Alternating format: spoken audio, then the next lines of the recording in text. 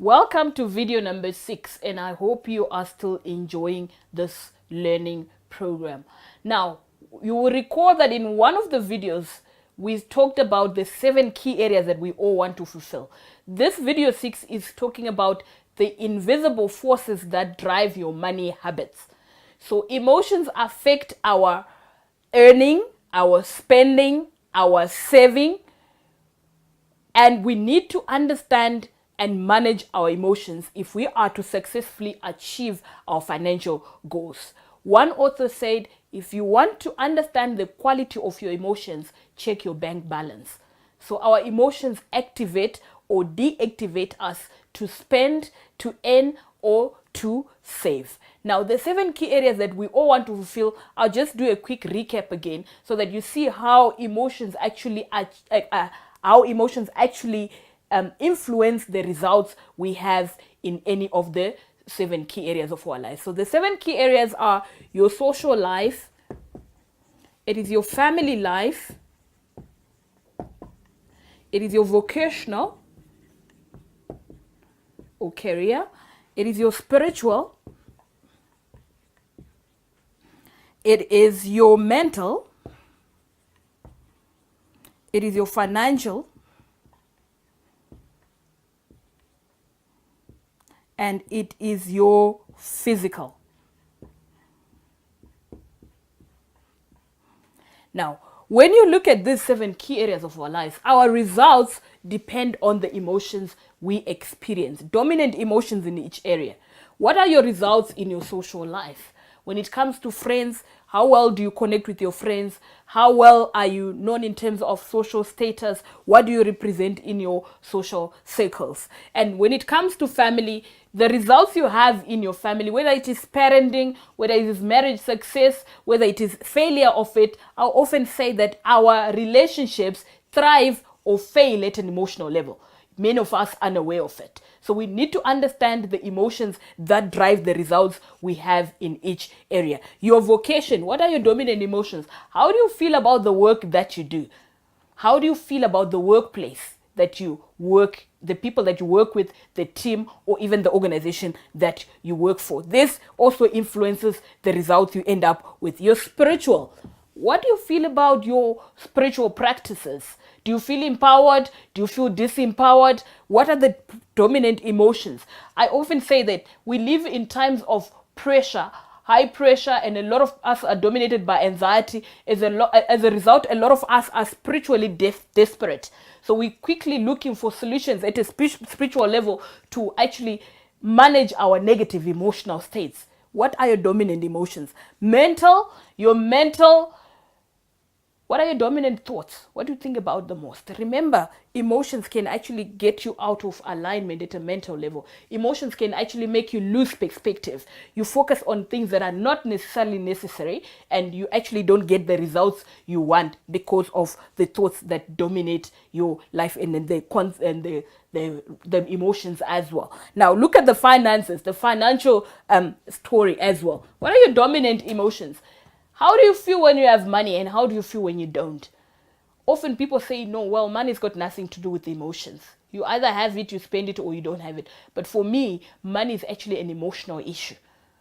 How do you spend? When do you spend? Are you aware of your dominant emotions? How do you feel about not having money? A lot of us live with stress of not actually earning enough, or of not having enough to actually, cover our needs.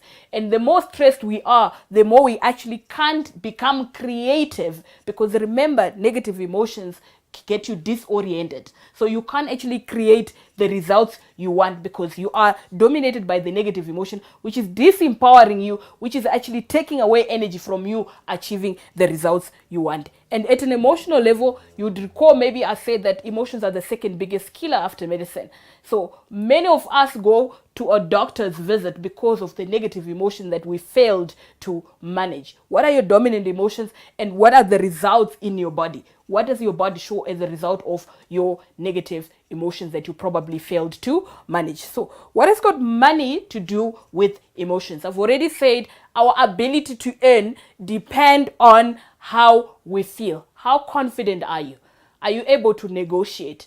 What value do you add to society? And this goes back to understanding your own individual values. You've got your own financial values, but you also have values that run across these 7 key areas of our lives.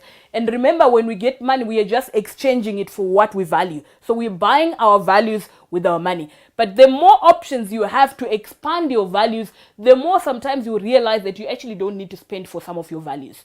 You can actually just, achieve your values without actually spending money. What do I mean by that? Think about it. We all seek happiness. We all chasing happiness. We talk about Merry Christmas. We talk about happy birthday. So everybody wants to feel happy. So many of us have tied happiness around our ability to have money. And if we don't have money, then we feel unhappy because our needs are unmet. So we seek an emotion in all we do. We seek happiness in these 7 key areas of our lives. Now, if you need to understand that emotions are energy. We vibrate and we connect with one another at an emotional level. So do we connect with the universe at an energy level because of the emotions that we experience. So when we are operating in the world, we are energy, and we also receive and pass on energy, and we also attract our energy matches. So we attract our vibrational matches or the same frequencies as we are. So if you are dominated by negative emotions because you're not earning enough, guess what? You might be emotionally stuck there because you're constantly experiencing the negative emotion. We need to activate achievement emotions for us to be able to earn more. Interest, determination, sense of, purpose, passion. So when you love what you do and you do it with all you have inside of you, the result is you will obviously get eventually to earn the money that you want to earn. Saving is actually an emotional process. A lot of us don't save. We're just coming out of the July, which is the National Savings Month, and research has shown that only about 4% in South Africa of people save. The rest of people are actually in debt. Why do we not save? Immediate gratification. We need to quickly get, and that's an emotional issue. When you cannot delay gratification, you need to quickly get it now. It's because you are unable to manage your emotions. There's no self-control and self-discipline. So a lot of us operate with survival emotions. We're anxious.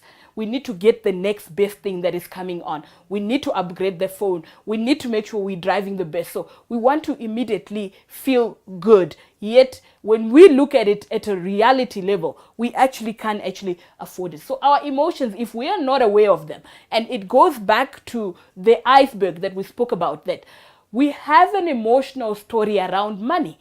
You come into this world with motives that you want to meet, and your parents decide how and when you meet those motives. And they also sometimes use money as a tool to get some of those motives met. So many of us now have that tied around. We think that to achieve our motives, we need to have money. So we need to understand our money story. What is your money story? What is your money value? How did you generate that particular value? I'll give you an example to say, sometimes when you grew up in a family where you didn't have much, you might make a value, you might make a vow that I will never lack again. And that vow is made from an emotional state. How did you feel? If you recall and think about your money story, as far as you can remember, your first emotional experience with money, what was it? Is it when you were given or not given money? What happened? So we need to unearth some of our emotional stories around money for us to move forward. So we need to understand that money is an emotional issue. And again, money comes with a lot of shame because we don't talk about it. Think about it in corporate. Salaries are private. Someone's bank account, their money is private. So we make it very personal and we make it very private. And the more we don't talk about it, the more we experience those emotions at an individual level, like shame, like guilt, like sadness, like anger, like frustration. What are the emotions you experience when you think money? We will talk more in the managing your emotions for Success University around how you can actually activate your achievement emotions when it comes to money and managing your finances. Enjoy yourself.